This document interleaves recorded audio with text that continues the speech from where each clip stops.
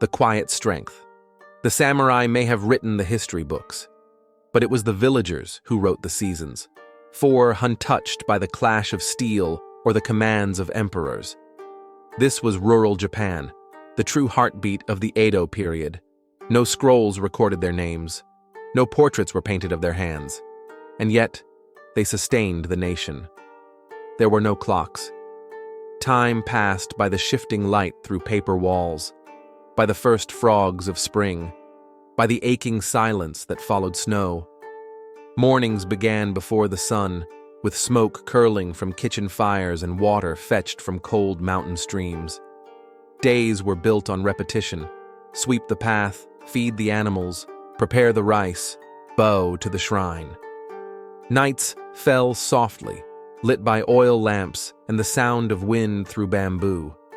These people knew hardship, but they also knew how to endure with grace, how to live close to the land, how to see beauty in moss or moonlight on a rain barrel. This is not a story of war or conquest. It's one of survival, of hands in soil, of voices in song, of a way of life now fading into silence. If stories like these move you, stories without armor or empires but rich with soul. Subscribe to Japan Rewind. Each week, we step back into forgotten corners of the past to find wisdom still echoing today. Now, let's begin with the village itself, a world built from earth, wood, and smoke. The village world, earth, wood, and smoke. A Japanese village 400 years ago was more than a place. It was a living organism, breathing with the seasons, growing with its people, and remembering everything that came before. Most villages were built near rivers, not just for water, but for life. The river washed clothes, fed crops, blessed rituals, and carried sound. Homes clung to its edges like moss, woven from cedar beams, bamboo lattices, and thickly packed mud walls. Roofs were heavy with thatch, soft against the rain, shelter from the wind, homes to birds and bugs that villagers welcomed as part of the cycle. The village layout wasn't designed, it evolved. Paths widened where footsteps lingered, shrines appeared where trees felt sacred. Every structure served the community. The bathhouse steamed softly in the evenings. The blacksmith's hammer kept rhythm with the rice planters. Even silence had its place, especially near the graveyard, which lay on a slope facing sunrise. Inside each home, life radiated from the irori, the sunken hearth.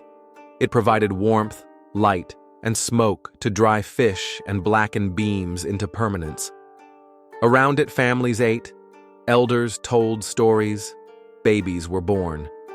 Outside, the air always carried something: smoke from miso fermenting in clay pots, wind through bamboo screens, the shrill call of a koto from a neighbor's porch. Children raced barefoot through the dust, while elders bowed gently to the morning sun. If a merchant came through town, he was a curiosity. News from Edo might arrive months late, if at all. But no one minded. The village had its own news: the first plum blossom, a birth, a missing chicken. It was small, it was slow, but it was complete. Roles of women, children, and elders, the hidden backbone. In the village, survival depended on silent agreements, and most of them rested on women's shoulders. Before sunrise, women were already moving, stirring rice, scooping ash from the hearth, preparing barley tea. They tended the home, the fields, the children, and the rituals. A village woman knew when to burn incense for the dead, when to place offerings by the threshold, and how to read the face of the moon. She was farmer, cook, healer, and priestess, often all in the same day. Many raised silkworms or wove fabric, kneeling for hours beside low looms. Others harvested herbs, knowing which leaves cooled fevers and which soothed spirits. They taught their daughters the rhythms of fire and fermentation, how to preserve pickles through winter, how to interpret the buzzing of bees as weather warnings. Children were not spared responsibility. By age 6, they carried water from the well or gathered pine needles for kindling. Schooling, if it existed, was rare and basic.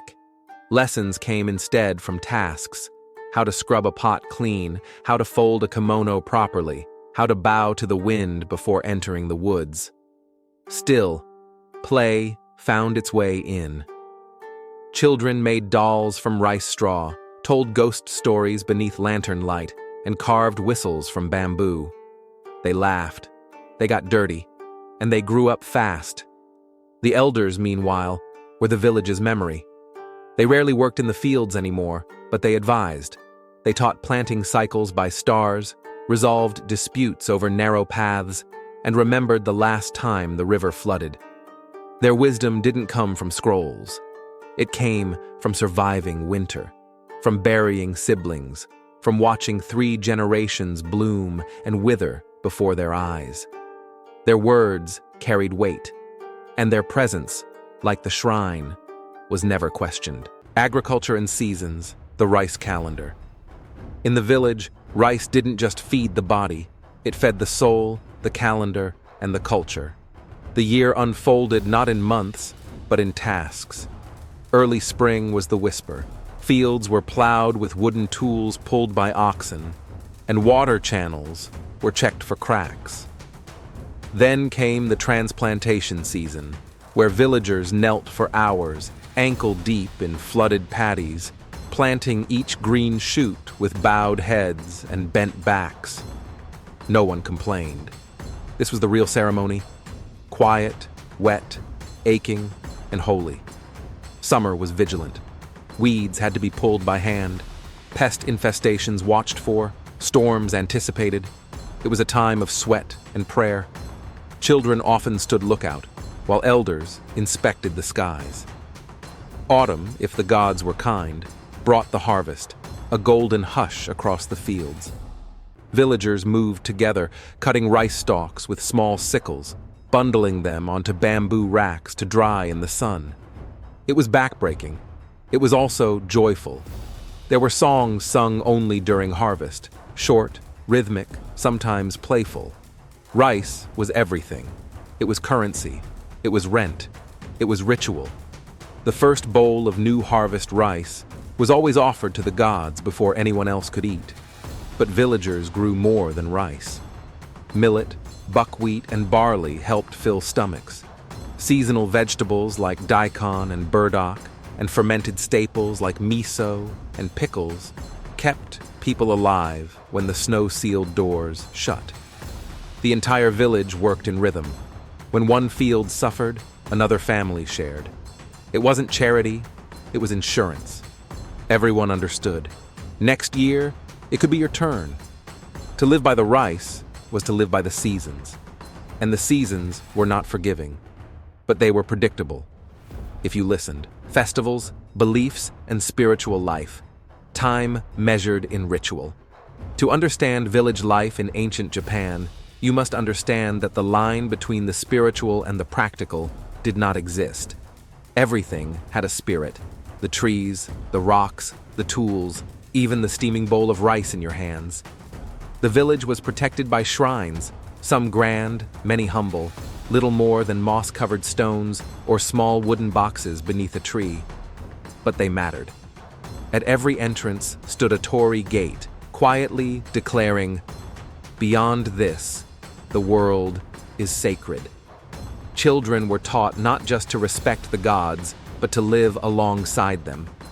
Before chopping wood, you bowed. Before taking water from the stream, you murmured a thank you.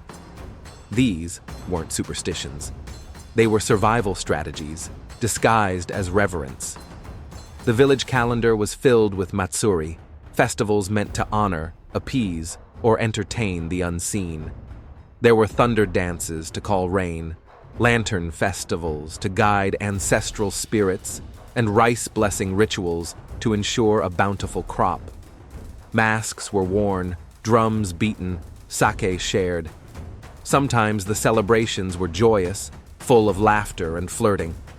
Other times, they were solemn. If disease struck the cattle or fire took a home, a special ritual was performed.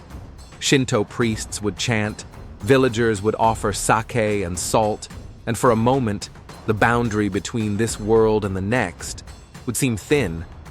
And when someone died, the rituals didn't stop.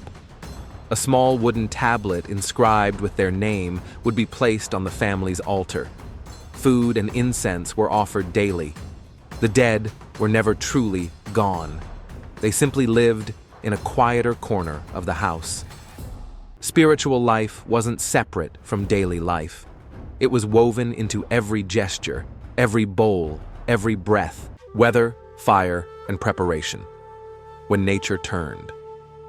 In the village, nature wasn't scenic, it was sovereign. And sometimes, it turned. Winter, especially, was feared, not for its beauty, but for its silence. The kind of silence that could mean no firewood left, or spoiled pickles, or an old neighbor who didn't answer the door. So summer wasn't just for growing, it was for preparing. Women dried daikon radishes in long white strands that hung like wind chimes. Miso was stirred, covered, and left to ferment underground. Firewood was stacked like shrines behind every home. Leaky thatch roofs were patched with rice straw soaked in water and laced with prayers. Everyone had a role. Children collected pine cones and kindling. Elders inspected the hearth. Men mended walls, stored grains, reinforced the shed. The weight of winter didn't fall suddenly. It crept in like fog. And villagers knew, if you waited too long, it was already too late. Then there was fire. The quiet threat. Every home had an Irori hearth. Its warmth was a blessing, but its embers were watched like foxes. One rogue spark could leap to the neighbor's eaves, and before long, the whole village would be ash. So, buckets of water were kept full year-round, near every door. Children were taught the phrase, "Hai no yojin," be careful of fire, like a prayer. And even on moonlit nights, someone stayed awake, just in case the wind shifted wrong. Rain could ruin a harvest. Lightning could kill a tree you'd prayed under.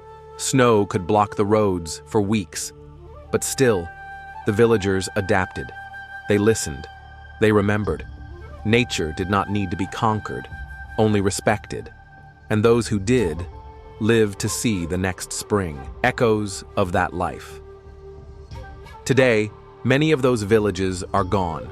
The paths overgrown, the hearths cold, the names forgotten. And yet, something remains. You can still hear the rhythms if you know where to listen. In the frog songs rising from flooded rice fields. In the slow click of a shrine, maiden sandals on stone. In the way Japanese people still pause before entering a home, to remove their shoes, to acknowledge the threshold. The past is not always lost.